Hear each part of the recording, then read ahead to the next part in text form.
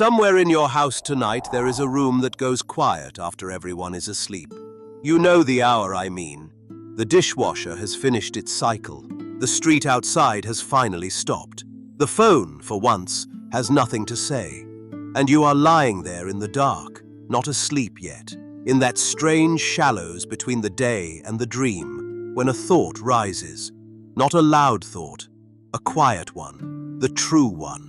The thing you spent the whole day too busy to hear, and it waited patiently for the noise to stop, and now that it is quiet, it simply floats up to the surface and looks at you.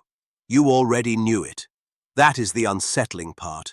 You did not think it just now. You have known it for a while. You only heard it just now, because for the first time all day, nothing was talking over it. That voice, the one that waits for silence. The one that knew before you knew. That is the card we sit with tonight. She does not stand at a table with her sleeves rolled up like the man we met last week. She sits, perfectly still, between two pillars, one black, one white, a scroll half hidden in her lap that she does not offer you, a veil sewn with pomegranates at her back, and a crescent moon resting at her foot like a cat that has decided to stay. She is the quietest figure in the whole deck, and she is the deepest water in it. Card 2.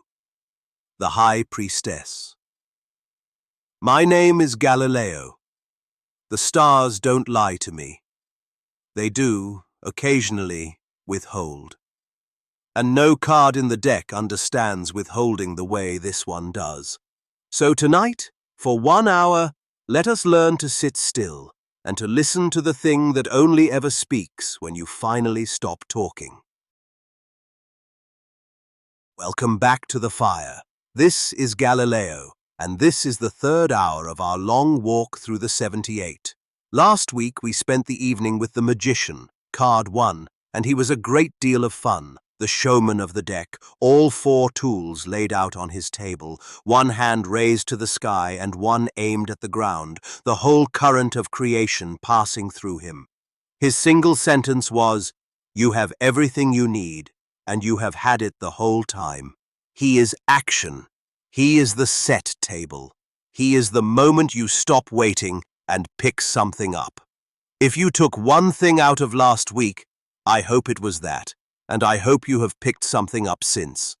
Tonight we turn the card over, in a sense, because the woman who comes next on the road is the magician's opposite in almost every way that matters, and the deck did that on purpose.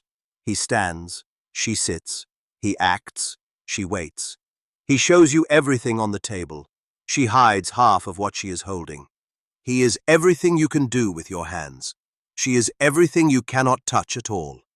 If last week was about picking things up, tonight is about the harder skill, the one nobody teaches, knowing when to keep your hands still. If you are new, welcome. Sit anywhere, there is room. Here is the shape of the evening. Some true history, and it is a scandalous one this week, involving a woman who may or may not have been Pope. A lesson that leaves you more able than it found you. Tonight, the lost art of the pause. One card taken all the way down to the bone. A spread you can lay on your own table before you sleep. A myth we drag into the light and take apart. And at the end, the letters, the part I like best, where you tell me where you are stuck, and I read the cards out loud by the fire. And then, the one honest thing I say every week, because I would rather say it too often than let you forget it.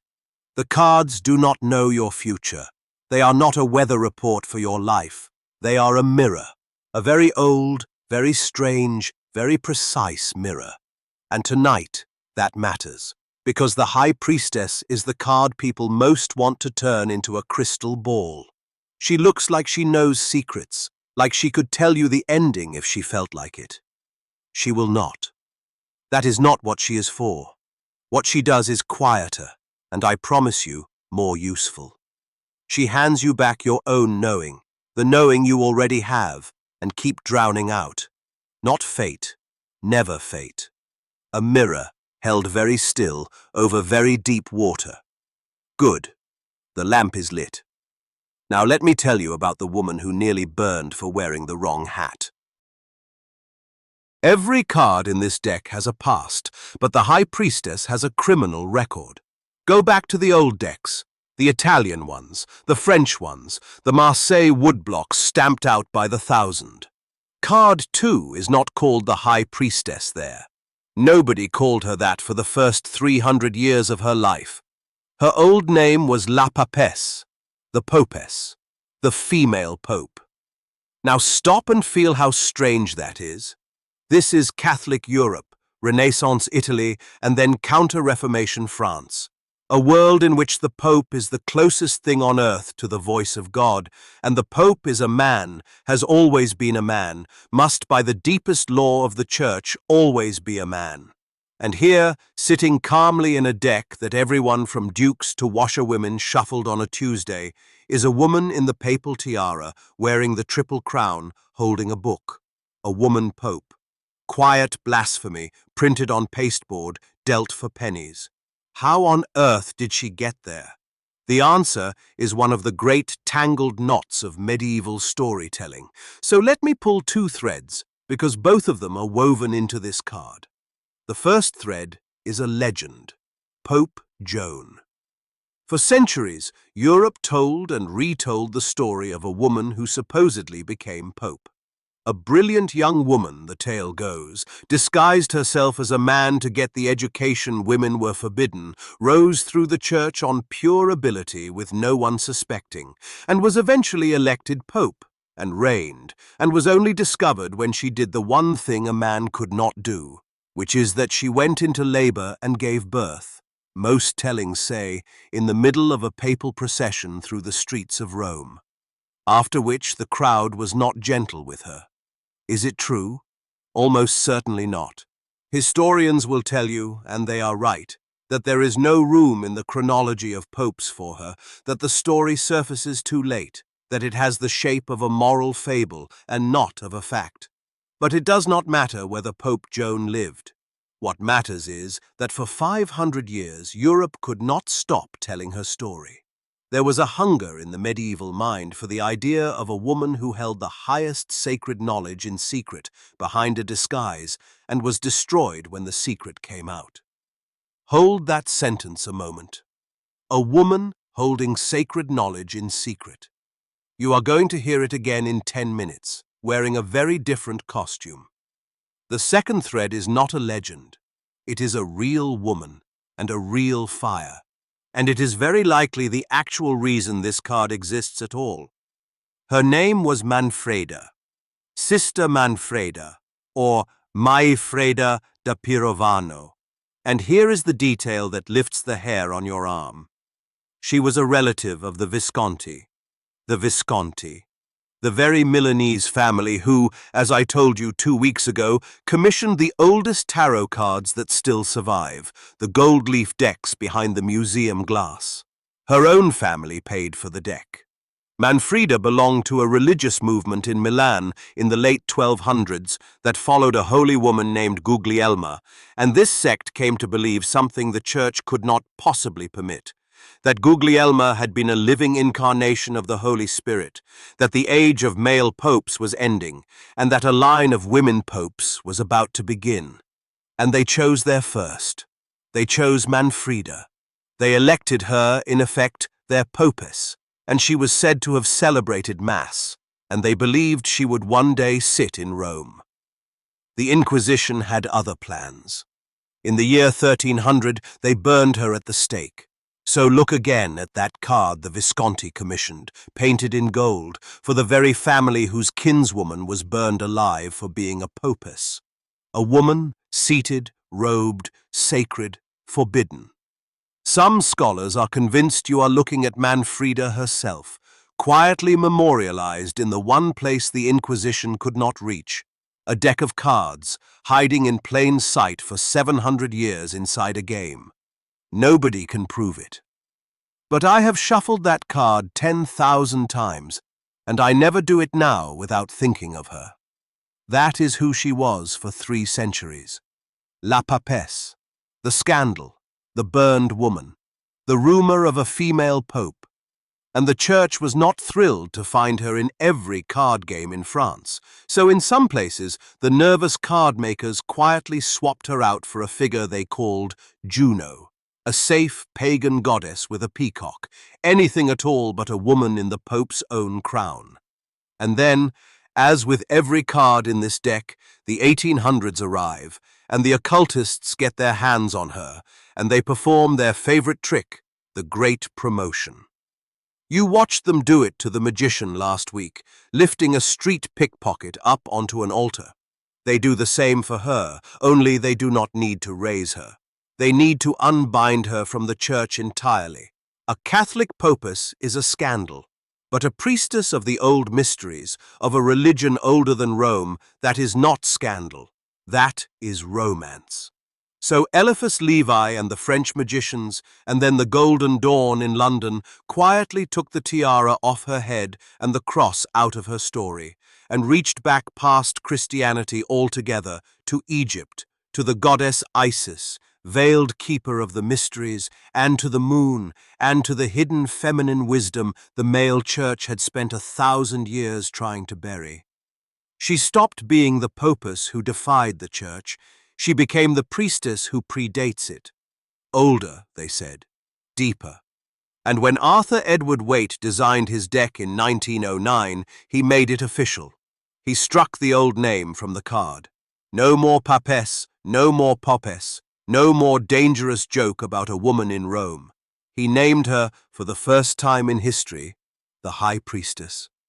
And he handed the actual drawing, as he handed all of it, to Pamela Coleman Smith. To Pixie. Say her name. I will say it every week until the habit outlives me. And look at what Pixie built, because every object in her picture is a sentence. She seats the High Priestess between two great pillars. One is black and carries the letter B. One is white and carries the letter J. These are Boaz and Jachin, the two bronze pillars that stood at the entrance of the Temple of Solomon, one named, roughly, for strength and one for establishment. Black and white, night and day, severity and mercy, the two poles between which everything real hums. And notice where she sits. Not at the black pillar, not at the white one. Between them, on the threshold exactly. She is the door, and she is what sits in the doorway. And to get past her into the temple, you must go through her, which is to say, through the one place where opposites meet and neither of them wins.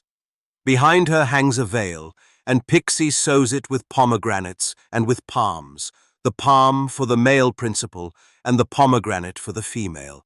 And the pomegranate is the fruit that in the old myth pulls Persephone down into the underworld for half of every year. The veil is the whole point of her. Behind it is the deep water, the temple, the thing not yet known. She does not tear it down for you. She does not fling it open. She simply sits in front of it and lets you feel that there is more behind her than she is ever going to say. In her lap, half hidden in the folds of her robe, a scroll. On it, partly covered by her own hand, the letters Torah, the sacred law, the deeper knowledge. And notice, it is half hidden. She is not reading it to you. She holds it mostly out of sight, the way you hold a thing you know the other person is not ready for. Some readers love that those 4 letters, Torah, can be shuffled into rota, the wheel, and into tarot itself. Whether Pixie meant it or the eye simply finds patterns in the dark, I leave to you. Both answers are entirely hers. Her robe is the blue of water, and it does not stay a robe. Look at the hem. It pools at her feet and runs off the bottom edge of the card and becomes a stream, because everything about her is the element of water, the moon, the tides, the deep, the feeling under the thought, the dream under the day. At her feet, a crescent moon, and on her head, the crown that gives her away completely. 2 horns cradling a full orb, the crown of Isis, the crown of the moon in all her phases, waxing and full and waning, the whole cycle of the hidden light worn as a headdress, from burned heretic to veiled goddess in 600 years. They could not let her be a woman pope, so they made her something the church feared even more, the keeper of the door, seated calm between the pillars, holding the book she will not read to you, in front of the veil she will not lift. The stars do not lie. But this one, this card, she is the patron saint of the second half of my own refrain. She is everything that withholds. Now the lesson. And tonight it is the strangest one I will ever teach you, because it is a lesson in doing nothing. On purpose. Well, last week the magician taught you to act, to pick up the tool, send the invoice, take the step. And that is genuine wisdom. And most of the time it is the wisdom people need, because most of us are far better at stalling than at starting. But there is an equal and opposite wisdom that almost nobody teaches, and the High Priestess is its keeper, and here it is. Sometimes the correct move is to make no move. Sometimes the cards are not telling you what to do. They are telling you to wait until you know. And learning to hear that, learning to tell a wise pause from ordinary cowardice, is one of the great skills of reading and of living.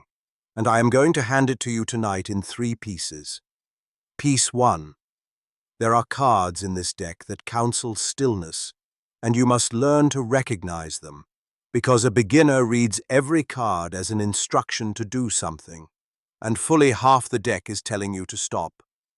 The High Priestess is the queen of them, obviously. When she lands in the outcome of a spread, she rarely means here is your answer. She means the answer is not ready, and you are not ready to hear it. So wait, and watch, and let it surface. But she has company. The hanged man hangs upside down from a tree by 1 foot, at total peace, and his whole teaching is that some things are only seen from a position you would never choose, and cannot be rushed.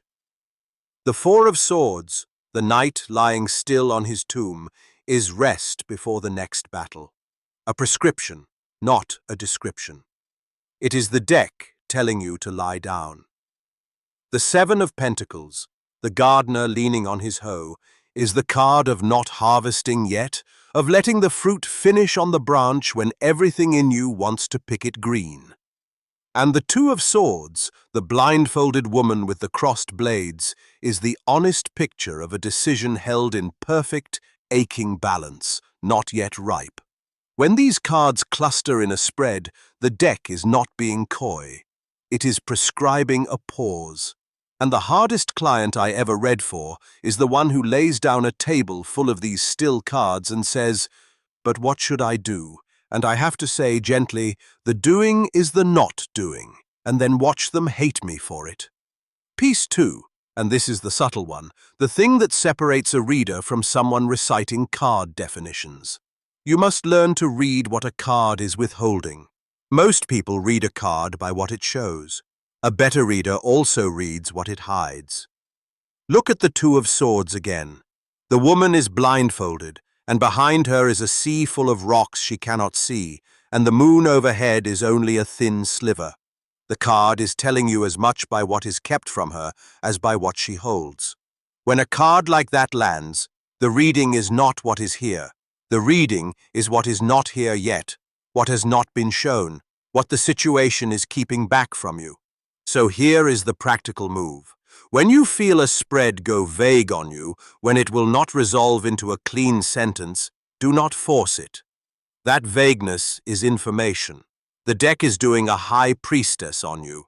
It is telling you that something central is still behind the veil, that a fact has not surfaced, that a person has not shown their hand, that you are being asked to wait for one more piece before you can read the whole.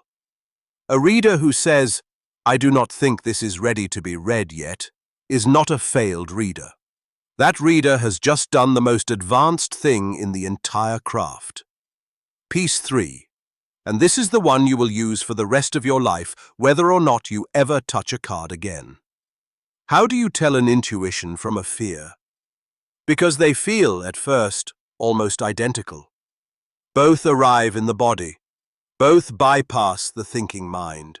Both say something is wrong, or something is coming, or do not do this. And people ruin their lives in both directions.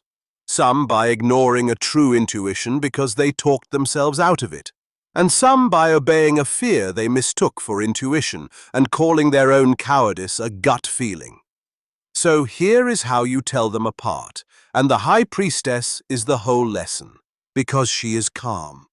Intuition is quiet. Fear is loud. Intuition tends to be steady, cool, specific, and strangely unemotional. It states its one fact and does not argue, the way she sits without raising her voice, the way she holds the scroll without waving it at anyone. Do not take this job. Call your father.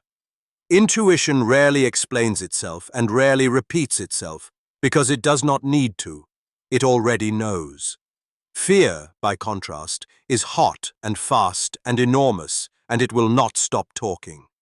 Fear catastrophizes, it spirals, it generalizes, it shows you the whole disaster movie in vivid color. It says, what if, what if, what if, and it gets louder the moment you question it. Intuition points at one thing, fear floods everything. And here is the test, the only one you need. Take the feeling into the quiet, into the room after everyone is asleep, and watch what it does. If it settles into one clear, cold sentence, listen to it. That is her voice. If it fractures into 1,000 what-ifs and starts shouting, it is fear wearing her robes, and you may thank it kindly for its concern and set it down. Stillness is the one thing fear cannot survive. It needs the noise. She does not. That is the pause. That is how you read the withheld thing. That is how you tell the true quiet voice from the loud false one. And notice, all three pieces are really one piece, and it is the whole of her. The answer lives in the silence, so you have to be willing to be silent to hear it. The magician's power is in his hands. Hers is in her stillness. And any full life needs both, the hand and the held breath, and most of us are fluent in only one. The High Priestess. Card 2. 2. After the magician's 1. And the number is already teaching you, if you let it. 1 is the point, the single figure, the act, the assertion. I am, I do. 2 is the first pair, and a pair is the first place attention can live. 2 is duality, self and other, light and dark, the question and the held answer, the two pillars she sits between. 1 acts. 2 knows that every act casts a shadow and pauses to look at the shadow before it moves. The magician is a single raised hand. The High Priestess is the space between two hands held carefully apart. She is the deck learning, at the very start of the journey, that reality has more than one side. You know her picture now, so let me draw it once more, quickly, and then tell you what she means, which is a different thing. A woman, seated, still, robed in the blue of moving water. Behind her, a veil sewn with pomegranates, and behind the veil, water you cannot see the end of. On either side, the two pillars, black and white, Boaz and Jachin, and she on the threshold exactly between them. In her lap, a half-hidden scroll marked Torah, the law she holds but does not read aloud.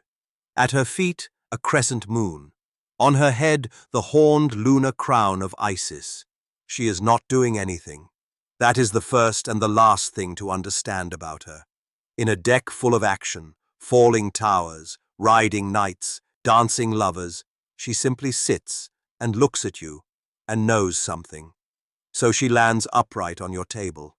What is she saying? She is saying, you already know. That is her core, and it is almost the opposite of what people expect from a fortune-teller's card. She does not bring you news from outside. She turns you toward the knowledge already inside you. under the noise, below the waterline. Intuition, the inner voice, the gut that spoke before your brain had finished catching up. When she arrives, the honest reading is almost never here is the fact you were missing. It is, you have the answer already, you have had it for a while now, and you are simply not being quiet enough to hear it.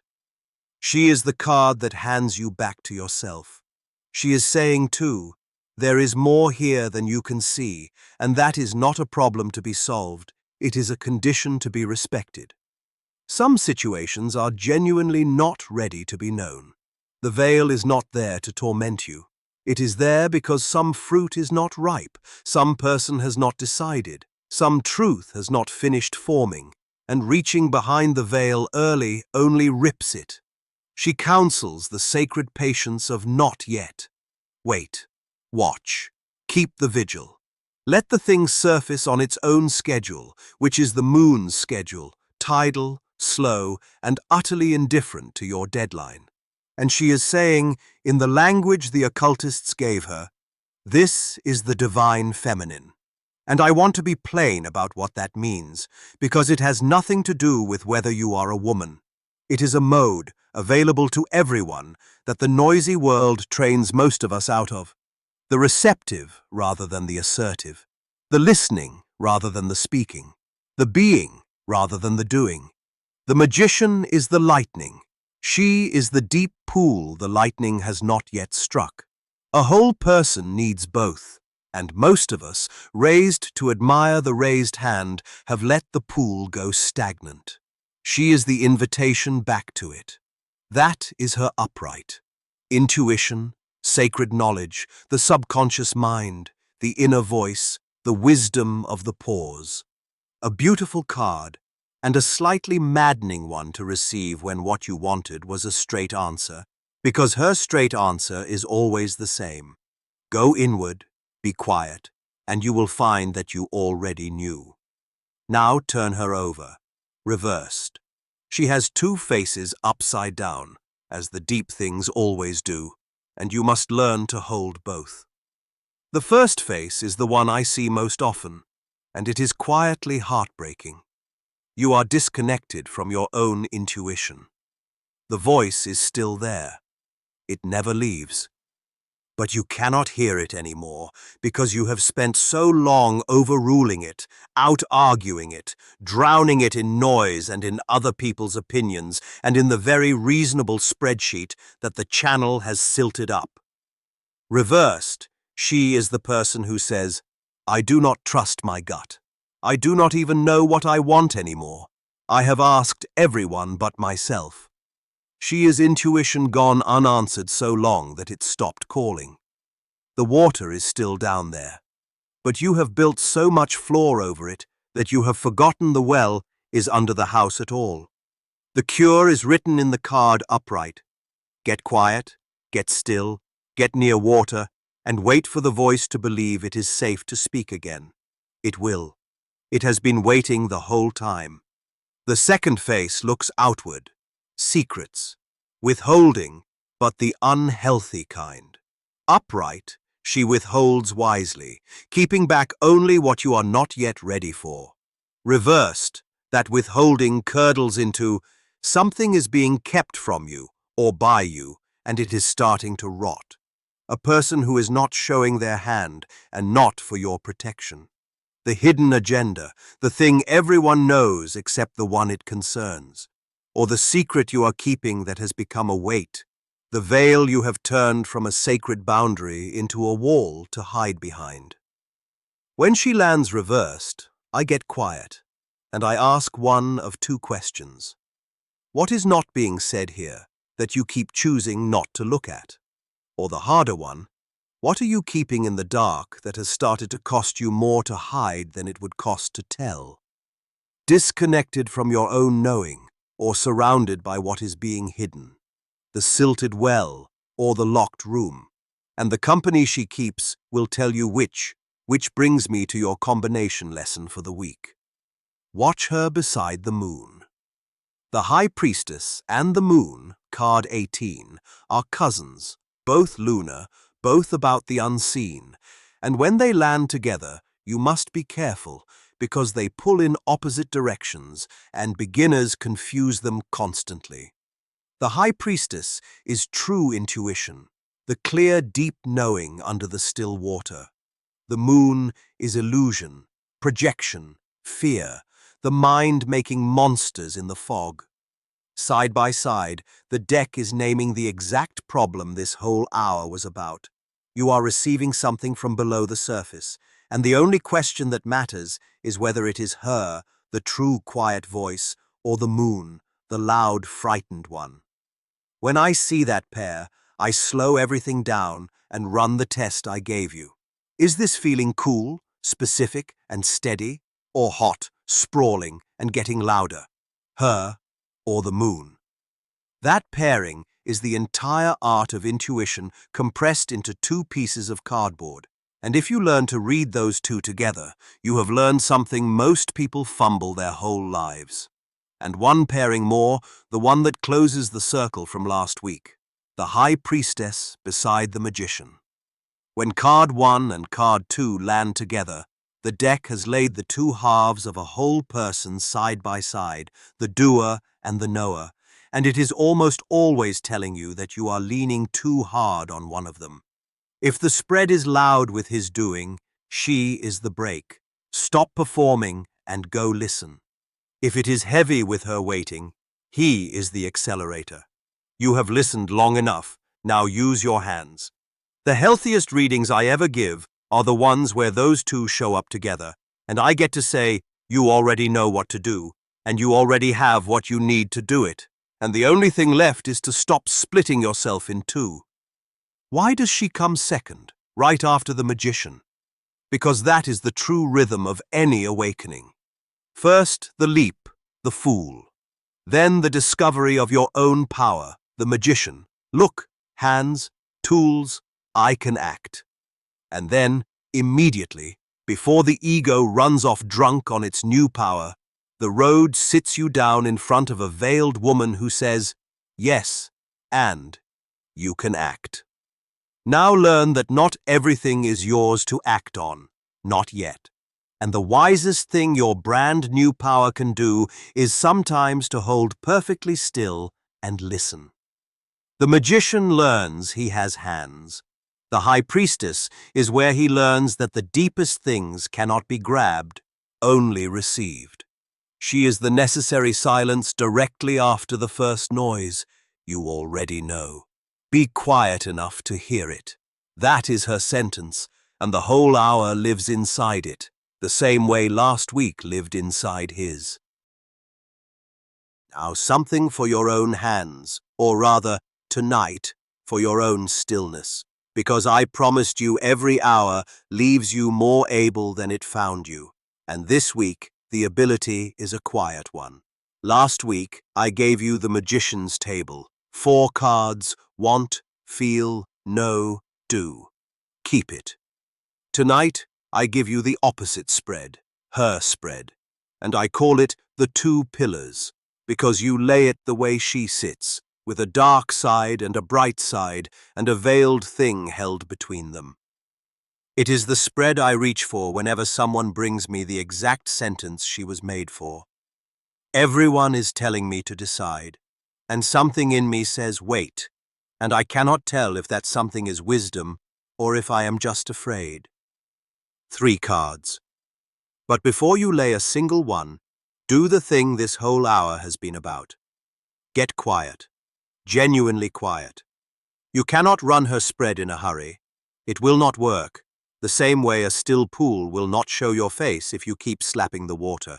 So sit, breathe, then shuffle, slowly, until your hands feel done, and lay 3 cards face down in a row. The first card, on your right, is the white pillar, Jashin, the daylight side. This card is your thinking mind, and the world's voice, the plan, the spreadsheet, the sensible answer, what everyone is advising you, what makes sense on paper. Turn it over and read it plainly. This is what the loud part of the situation wants. The second card, on your left, is the black pillar, Boaz, the night side. This card is your intuition, the quiet knowing under the noise, the thing your body decided before your brain was ever consulted. And here is the discipline. Read this card cool and slow and literal. Say only what is actually in the picture before you say a word about what you are hoping for.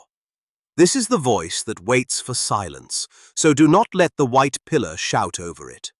And the third card, in the center, laid slightly higher than the other two, is behind the veil. This is what is not ready to be known yet. The piece still forming. The fact that has not surfaced. The person who has not shown their hand. The thing the situation is keeping back. Do not read this card as an instruction. Read it as a weather report for the unseen. It tells you what you are waiting on and whether the waiting is nearly over or has barely begun. Now the reading, and it is simple, and it is the whole point. Look at your two pillars.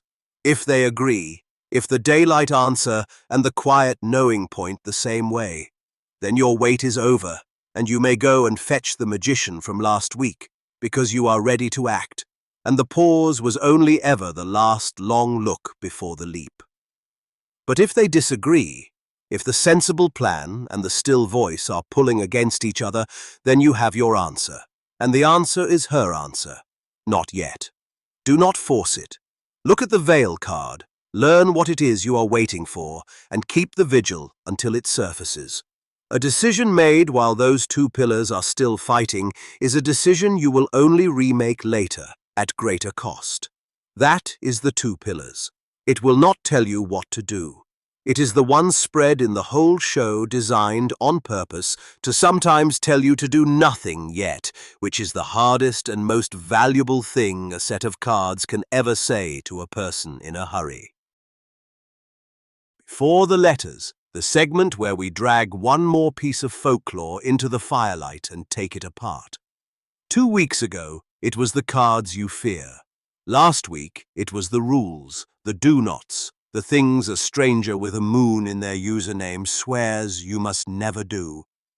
Tonight, it is the biggest one of all, the one that stops more people from ever laying a single card than every other myth combined. And it is this, that you have to be born with a gift. That reading tarot requires some inherited spark, some psychic bloodline, the sight, a grandmother who had it, a thing you either possess or you do not. And if you have to ask whether you have it, then you do not. I want to take this one apart very carefully, because unlike the others, it is not merely false. It is doing real harm, standing in real doorways, keeping real people out of a room that was always meant for them. Including, I would wager, you, or you would not have listened to 3 hours of a dead astronomer's voice. So let us be plain. There is no gene. There is no bloodline. There is no gift that some are handed at birth and others are not. I have taught more people to read than I can count, and I have never once met a person who could not do it. And I have met a great many who had been told by someone they believed that they could not, and had then carried that sentence around for years like a locked door they never once tried the handle of. Here is where the myth comes from, and seeing its source dissolves most of its power, which by now you know is how we do things at this fire. The myth comes from the tent, from the marketplace. It is, at its heart, a piece of marketing, and it is very old marketing. If you are a professional reader in a market full of skeptics, it serves you enormously to let people believe that what you do is a rare and mystical gift possessed by the fortunate few, rather than a learnable skill available to anyone. The mystery is the product. The gift is the brand. I say this with real affection for the trade, because I am, let us be honest, in it. But I will not sell you the brand, because the brand keeps you a customer forever, and I would so much rather make you a reader. Because here is the truth, and it is better than the myth, the way it always is. Intuition is not a gift. It is a muscle. And like every muscle, it is not distributed by bloodline, it is built by use, and it atrophies from neglect, and it grows in anyone, at any age, the moment they begin using it again. You already have it. You have used it 1,000 times. Every time you knew a room had tension in it before a single word was spoken. Every time you did not trust someone and could not say why, and were later proven exactly right. Every time a decision felt wrong in your body while it looked perfectly fine on paper. That was not a gift some people are simply born without. That was the muscle, doing its quiet work, in you. What the professionals call the sight is mostly just this, the ordinary human capacity to notice what you had already noticed, given permission and a little practice and a set of pictures to hang it all on. And that is the secret of what the cards actually are and why they are such a good school for this. The cards do not give you intuition. They give your intuition somewhere to stand. When you turn over the Two of Swords and see a blindfolded woman refusing to look, and you feel a small tug of recognition, that tug is your own knowing finally handed an image to attach itself to. The picture did not put the knowing into you. It pulled the knowing out. Pixie drew human situations so precisely that they work like a key in the lock of your own life. Anyone who can look at a picture and feel something can read tarot. That is the entire qualification. If you have ever cried at a film or shivered at a song, your equipment is in perfect working order. So how do you train the muscle, if it is a muscle? The way you train any muscle. A little, often, and badly at first. Pull one card in the morning and ask, what should I watch for today? And then, this is the whole practice, actually watch. And at night, see what it caught. You will be amazed how often the card that made no sense over breakfast is obvious by bedtime. Read for your friends out loud before you feel ready, because feeling ready is the reversed magician's favorite lie. And we retired that one last week. Say what you see in the picture before you say what it means. That is the form. Because the picture keeps you honest, and the picture is where the intuition actually lives. And be wrong. Constantly. Cheerfully. Being wrong is not a sign that you lack the gift. Being wrong is the reps. Every reader you have ever admired was once catastrophically bad at this, and got less bad the only way anyone ever has, which is by doing it while still bad. The people who tell you that you have to be born with it are, without knowing it, describing the reversed High Priestess. They are the voice that says the well is only for some, the water is only for the chosen, and your channel does not count. It is a lie, and it is the same lie every myth in this segment across 3 weeks has told in a different costume. The power is somewhere else, in the gift giver, in the moon, in the bloodline, in someone more qualified than you. And the card of the hour is sitting right here between her two pillars. And here is the thing nobody tells you about the scroll. She is not keeping it from you because you were not born worthy of it. She is holding it in her lap, half in view, on purpose, where you can see it, where you could reach it, waiting, the whole time, for you to sit down and get quiet enough to read. The veil was never locked. It was only ever a veil. You have had the gift since birth, because it was never a gift. It was standard equipment. Go and find the manual you were told you did not qualify to open. And now the fire and the letters. The mailbag is still young, this being only our 3rd evening together. So once more, tonight, 3 letters of the kind this fire was built for, and each one you will hear has her fingerprints on it. Next week, the letters are yours, truly. And from what is already arriving at my door, some of you are sitting very still in front of veils of your own. First letter. Dear Galileo, I have no proof of anything. That is the whole problem. My partner of 6 years has been different for a few months. Phone turned face down, a new lightness in him that does not seem to be about me. And every time I look at him, a quiet voice in my stomach says something is wrong. And then my mind says, "You have no evidence. You are paranoid. You are the jealous one. Be ashamed of yourself." I go back and forth until I am dizzy. Is my gut telling me the truth, or am I just afraid? Signed, the voice in my stomach. The voice in my stomach.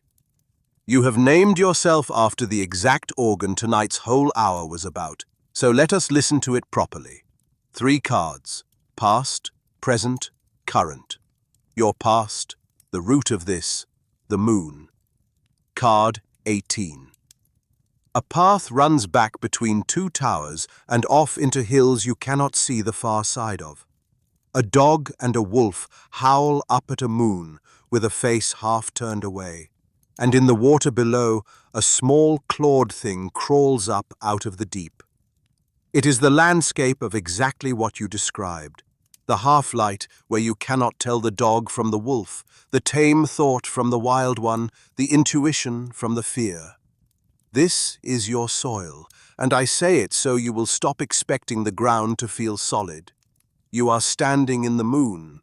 Of course you are dizzy. Nobody sees clearly here. That is not a failing in you. That is the terrain. Your present, the 9 of Swords. The figure sitting up in bed in the dark, face buried in the hands, 9 swords hung on the black wall behind. The card of 3 in the morning, of the mind at its most merciless, running the loop, the what if, the worst version on a reel that will not stop. And here is what it tells me, gently. Right now, whatever is or is not true about your partner, the suffering you are actually living is happening in the swords, in the mind. You have moved from noticing something to torturing yourself with it, and you have been living in the worse room. The 9 of Swords is never a verdict about the world. It is a report on the inside of your own skull, and yours is on fire. And your current, where this flows if nothing changes, and here the deck is kind, the Ace of Swords. The hand from the cloud, the single blade lifted straight up, piercing a crown. The card of the one clean truth, of clarity that cuts through fog. Do you see what the deck just did? It began you in the moon and ended you on the one thing that dispels the moon, which is not more feeling, and certainly not more 3 in the morning. It is one fact, held up in the light. So here is my reading, voice in my stomach, and it is not the one either side of your dizziness is hoping for. Your gut is not lying to you. The moon does not rise over nothing. Some real signal is coming up out of your deep water, and I will not insult you by telling you to ignore it. But your gut is also not evidence, and the 9 of Swords is the price you pay for trying to run a courtroom on a feeling. You cannot think your way to the truth here, and you cannot feel your way to it either. You can only find it. The Ace of Swords is the instruction. Stop interrogating the feeling and go get one fact. 1.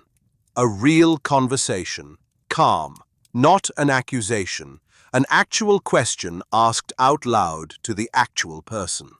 His answer, and how he holds himself while he gives it, is the blade that ends the moon. The cruelty is not the possible betrayal. It is the not knowing, and you have the power to end it. Intuition brought you to the door. It cannot walk through it for you. Go and knock. Second letter. Dear Galileo, I have been offered a promotion, and I have until Friday to say yes. More money, more title, what I always said I wanted.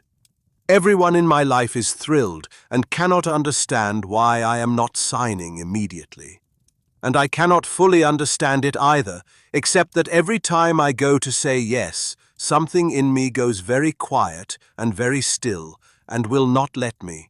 And I have learned, the hard way, to be a little afraid of that stillness, because it is usually right and usually inconvenient.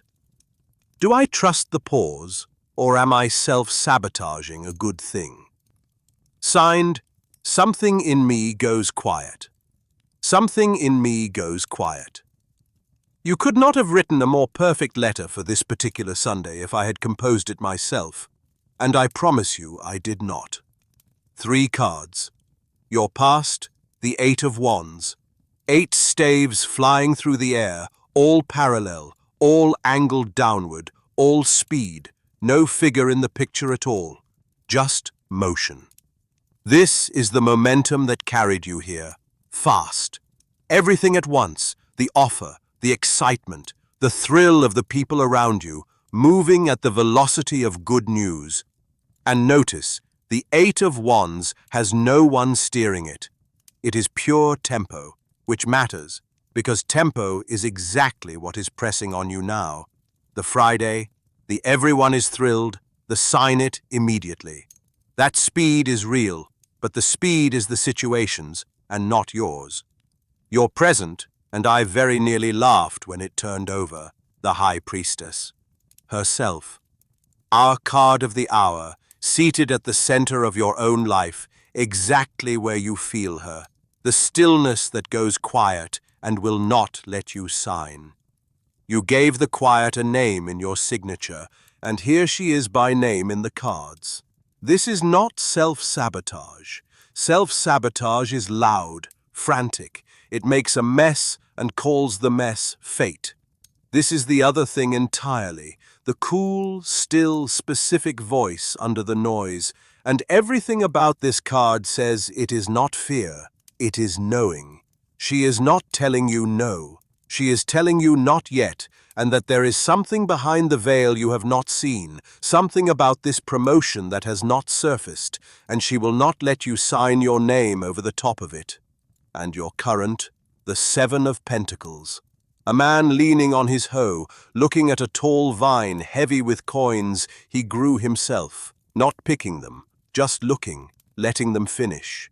The card of the pause before the harvest, of the long view, of not plucking the fruit green because a calendar told you to. Do you feel how the whole spread agrees with itself? Speed behind you, stillness at the center, a current that flows toward patience. 3 cards, and not one of them is in a hurry, except the one you are standing inside of. So, my reading, and it is the boldest advice I will give all night, because it runs against every single person in your life. Trust the pause. This is not fear in her robes. This is her, plainly, telling you that Friday is someone else's tempo and your knowing has not finished forming. That does not mean refuse the promotion. It means do not sign blind against your own stillness. Go behind the veil first. Ask the questions the excitement skipped. What does the role actually cost you? What does the person who held it before you know that you do not? What is the one thing everyone is too thrilled to mention? Ask for the weekend and watch how they respond to your asking, because that answer is behind the veil too. The fruit is on the vine, and it is yours, and it is not going anywhere. Green fruit picked on a Friday is still green. Let it ripen, and pick it when she goes quiet in the other way, the way that means yes. 3rd letter, and then I will tell you how to send me your own. Dear Galileo, I do not know how to explain this without sounding ungrateful, because my life is good on paper. I planned it that way. I make every decision with a list, costs and benefits, and it has served me. I have the career and the apartment and the sensible relationship. But somewhere in the last few years, I stopped being able to feel what I want. Someone asks where I would like to eat, and I genuinely do not know. Big things, small things, I run the numbers because I no longer seem to have anything else to run. I used to have a strong sense of myself. I cannot hear it anymore. Where did it go? Signed, all spreadsheet, no compass. All spreadsheet, no compass. Thank you for this one. because it is the reversed High Priestess written out as a letter, and it is more common than any confession about a lover, and almost nobody says it out loud. 3 cards, and I will read them slowly, because you have had quite enough fast in your life already. Your past, the King of Swords. A king on his throne, upright as a blade, sword held perfectly straight, all intellect, all clarity, all judgment. This is the throne you built and have been ruling from, the mind, the logic, the list. And the King of Swords is not a villain. He is genuinely wise, genuinely fair, and he probably saved you from things a messier person would have walked straight into. You did not make a mistake by becoming him. You only forgot he was ever meant to be one member of the court, and not the entire kingdom. Your present, the 4 of Cups. A figure under a tree, arms folded, 3 cups lined up in front of them, and a 4th cup extended out of a small cloud offered, and the figure does not see it, will not look, sits there faintly bored with all of it. This is exactly what you described.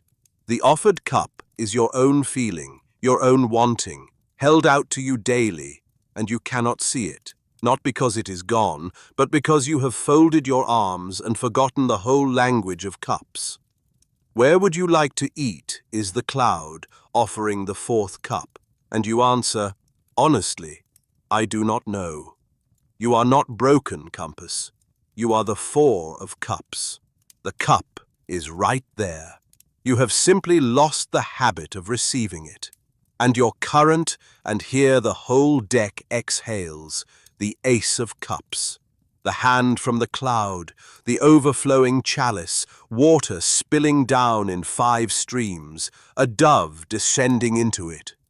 The pure offer of feeling, of the heart reopening for business. This is what flows toward you the very moment you unfold your arms. Not a new personality, just water, returning to a well you had floored over. The Ace of Cups, after the King of Swords, is one of the most hopeful sequences the deck can lay, because it means the intellect has done its work, and the feeling is coming back online, and your own inner voice, the one you cannot hear, is not dead. It is under the water, exactly where it has always been, waiting for you to get quiet enough beside it that it believes it is safe to speak. So, no list for you tonight, because a list is the very last thing you need. Only this. Your compass did not break, and it did not leave. You out-argued it for years with a genuinely good argument, and it went quiet the way anyone goes quiet when they are constantly overruled. The way back is not a better spreadsheet. It is small and unmeasurable, and it will feel, at first, like a waste of your considerable mind. Get near water, literally, a bath, a lake, the rain. The deck loves water for a reason. Ask yourself the smallest questions. What do I want for dinner? Refuse to run the numbers, and sit in the discomfort of not knowing until something, a faint preference, a tug, a lean, floats up. That tug is her. That is the Ace of Cups, one single drop. Follow the small ones, and the big ones come back. The High Priestess has been sitting inside you the whole time, holding your scroll in her lap, waiting, patient as the moon, for the king to stop talking long enough for her to finally be heard. That is the fire for tonight. And next week, the letters are yours, truly. Go to askgalileo.live. There is a place there to write to me. Tell me where you are stuck. Sign it with any fine disguise you please, and tell me I may read it aloud. The fire does its best work on real wood, and she does her best work on the people brave enough to sit still in front of her and admit they already know. So, what are you carrying out of the 3rd hour? You know her scandalous history now, the Papesse, the burned woman, Sister Manfreda memorialized in her own family's gold leaf cards, and the occultists lifting the tiara off her head to make her the veiled priestess of Isis. You know the lost art of the pause, the cards that counsel stillness, how to read what a spread is withholding, and the single most useful thing I know, how to tell the cool, quiet voice of intuition from the hot, loud voice of fear. You have sat with her upright, you already know. Be quiet enough to hear it, and reversed, the silted well and the locked room. You have a spread of your own, the two pillars, built to sometimes tell you, wisely, to wait. And you know the muscle in you was never a gift and never a bloodline. It was standard equipment, and it grows the day you start using it. An hour ago, she was the strangest and most closed figure on the road. Now she is a door you know how to sit in front of. Next week, the fool walks on, and the road opens out of the temple and into a garden. After the cool, still water of the High Priestess, warmth, abundance. A woman on a cushioned throne in a field of ripe wheat, a crown of stars, a heart-shaped shield with the sign of Venus, a waterfall behind her, and a forest heavy with growth. If the High Priestess is the hidden seed, the potential waiting in the dark, the Empress is that seed cracked open and grown into the whole blooming garden. She is the mother. She is the body. She is everything the Priestess held in potential, made flesh. The Priestess knows. The Empress creates. Card 3. The Empress. Come warm your hands. Until then, the 3 doors, and you know them by now. The first door. If tonight left you wanting a reading of your very own, not a lesson, your question, your cards, the full spread read aloud in this voice with the mirror held steady, come to askgalileo.live. I am always awake. I keep the moon's hours. The second door. If you want your letter opened here, at this fire, on the next episode, write to me. AskGalileo.live. There is a place there to send it. Tell me where you are stuck. Tell me I may read it aloud and sign it with whatever fine disguise you please. Next week, I open real mail. Yours. And the third door. Any night at all, you can ask me one question. Free. No account, no coin, just you and the thing you cannot stop turning over in the dark. And each week, from all those midnight questions, I choose one. Keep its asker nameless forever, that is a vow, and go deeper on it here, on the air, with a full spread. The question you whisper tonight may be the one the whole fire gathers around next week. Someone out there is sitting in front of the very same veil. Ask it for both of you. 3 doors, a reading of your own, a letter for the fire, a free question in the dark, all of them at askgalileo.live. I have been Galileo. The stars do not lie. They do, occasionally, withhold. But not from you. Not tonight. Sleep well. Sit still a moment before you do. And that quiet voice, the one that waited all day for the noise to stop and is speaking to you right now, in the dark, at the edge of sleep. She is not withholding anything from you. You already know. Good night.